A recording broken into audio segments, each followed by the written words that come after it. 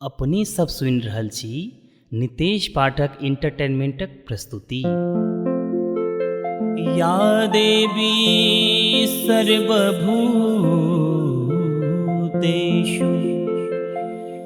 दुर्गा रूपेण संस्थिता नमस्तस्यै नमस्तस्यै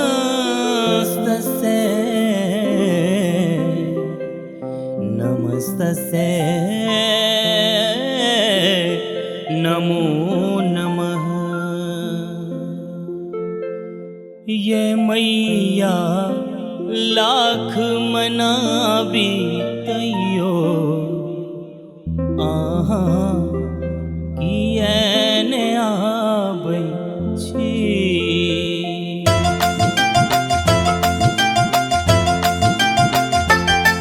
ये मैया लाख मनाबी तैयो अहाँ किएने आबै छी। ये जननी लाख मनाबी तैयो अहाँ किएने आबै छी। ये मैया किएने आबै छी। ये अम्बे किएने आबै छी। मैया लाख मनाबी तैयो अहाँ किएने आबै छी। ये मैया लाख मनाबी तैयो अहाँ किएने आबै छी।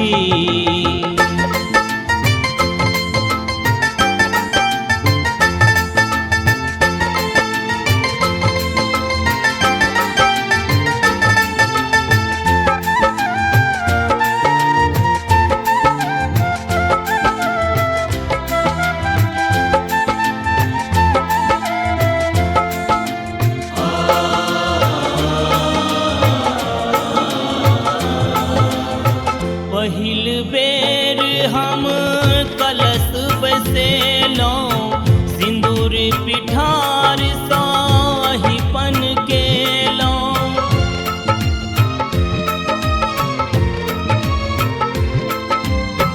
पहिल बेर हम कलश बैसेलहुँ सिन्दूर पिठार साहिपन केलहुँ।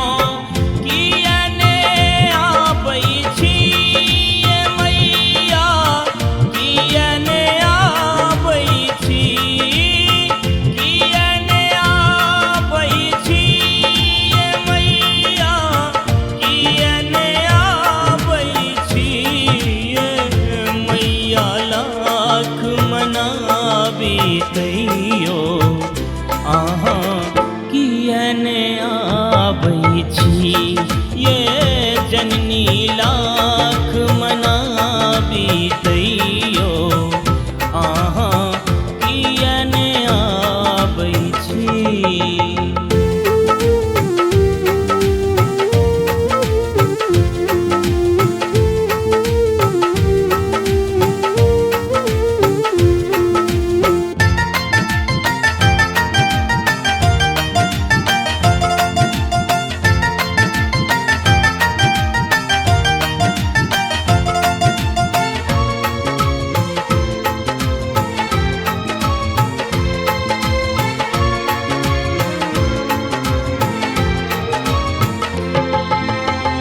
भरि जग सामा हम ठुकरेलहुँ अहीं के शरण में माँ दौड़ल एलहुँ।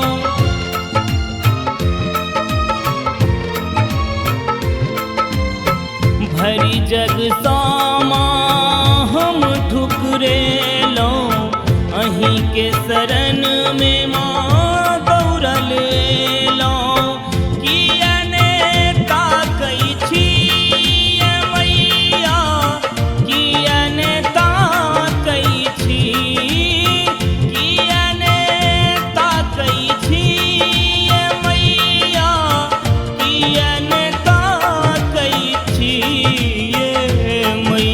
लाख मना बीतैयो अहाँ कियने आबै छी ये जननी लाख मनाबी तैयो अहाँ कियने आबै छी।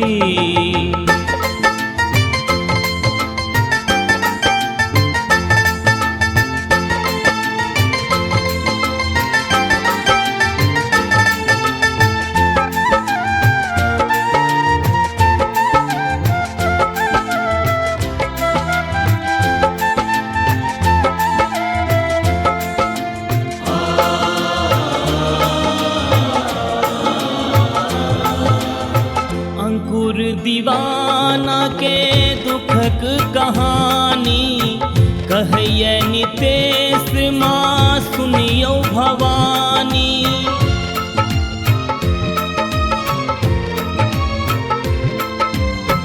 गुलशन झा के दुखक कहानी कहैये नितेश माँ सुनियो भवानी।